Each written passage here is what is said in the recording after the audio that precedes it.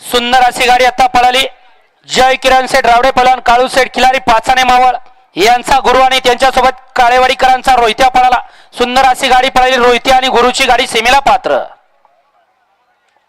वळला 15 वळला आणि 15 सुटण्यासाठी सज्ज. गाडी क्रमांक 13 मध्ये सुंदर अशी गाडी पळाली. सुटल्या.